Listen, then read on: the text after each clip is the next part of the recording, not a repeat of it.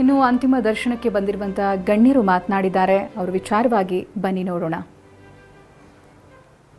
SM. Krishna ಅವರು ನಮ್ಮ ಮಧ್ಯೆ ಇವತ್ತಿಲ್ಲ ಅನ್ನೋದು ನಮ್ಮೆಲ್ಲರಿಗೂ ದುಃಖ ತರುವಂಥ ಸಂಗತಿ. ಅವ್ರ ಜೊತೆ ನನಗೆ ಭಾಳ ಒಡನಾಟ ಇತ್ತು. ವಿಶೇಷವಾಗಿ ಬೆಂಗಳೂರಿನ ಜನ ಯಾವತ್ತೂ ಕೂಡ ಮರೆಯಲಾರದ ವ್ಯಕ್ತಿಗಳು ಅಂದರೆ ಅದು ಎಸ್.ಎಂ. ಕೃಷ್ಣ ಅವರು. ಯಾವ ರೀತಿ ನಾವು ಕೆಂಪೇಗೌಡರನ್ನ ಸದಾ ನೆನೆಸ್ಕೊತಿರೋ, ಬೆಂಗಳೂರನ್ನು ಕಟ್ಟಿದಂಥ ಕೆಂಪೇಗೌಡರನ್ನ ನೆನೆಸ್ಕೊತೀರಿ, ವಿಧಾನಸೌಧ ಕಟ್ಟಿದಂಥ ಕೆಂಗಲ್ ಹನುಮಂತಯ್ಯನವ್ರನ್ನ ನೆನೆಸ್ಕೊತೀರಿ, ಅದೇ ರೀತಿ ವಿಕಾಸಸೌಧವನ್ನು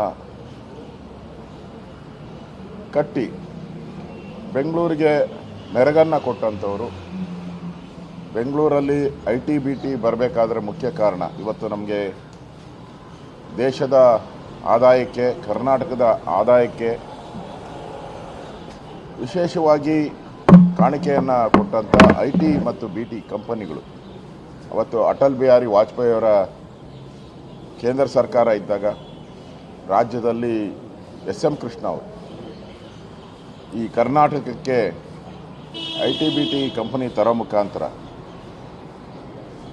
ಅವತ್ತು ಹೈದರಾಬಾದ್, ಚೆನ್ನೈ, ಮುಂಬೈ, ಕೇರಳ ಈ ಕಡೆ ಕಾಂಪಿಟೇಷನ್ ಇದ್ದಂಥ ಸಂದರ್ಭದಲ್ಲಿ ಅದನ್ನು ಬೆಂಗಳೂರಿಗೆ ತಂದು ಇವತ್ತು ಬೆಂಗಳೂರು ಬೆಳೆಯುವಂಥದ್ದಕ್ಕೆ, ಕರ್ನಾಟಕದ ಆದಾಯ ಬೆಳೆಯುವಂಥದ್ದಕ್ಕೆ ಒಂದು ದೊಡ್ಡ ಕಾಣಿಕೆಯನ್ನು ಸನ್ಮಾನ್ಯ ಎಸ್.ಎಂ. ಕೃಷ್ಣಾಜಿಯವರು ನೀಡಿದ್ದಾರೆ. ಬೆಂಗಳೂರು ಜನ ಯಾವತ್ತೂ ಕೂಡ ಮರೆಯೋಕ್ಕೆ ಸಾಧ್ಯ ಆಗದಂಥ ಅಭಿವೃದ್ಧಿ ಕಾರ್ಯಗಳನ್ನು ಬೆಂಗಳೂರಲ್ಲಿ ಅಭಿವೃದ್ಧಿ ಕಾರ್ಯಕ್ಕೆ ವಿಶೇಷ ಚಾಲನೆಯನ್ನು ಕೊಟ್ಟಂಥವರು ಎಸ್.ಎಂ. ಕೃಷ್ಣ ಅವರು.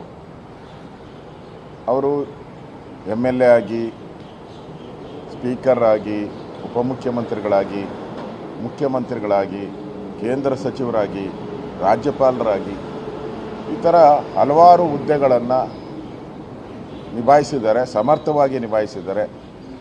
ಜನ ಮೆಚ್ಚೋ ರೀತಿ, ದೇಶ ಮೆಚ್ಚೋ ರೀತಿ ಒಂದು ಆಡಳಿತವನ್ನು ಕೊಟ್ಟಿದ್ದಾರೆ. ವಿಶೇಷವಾಗಿ ನೀರಾವರಿ ಕ್ಷೇತ್ರ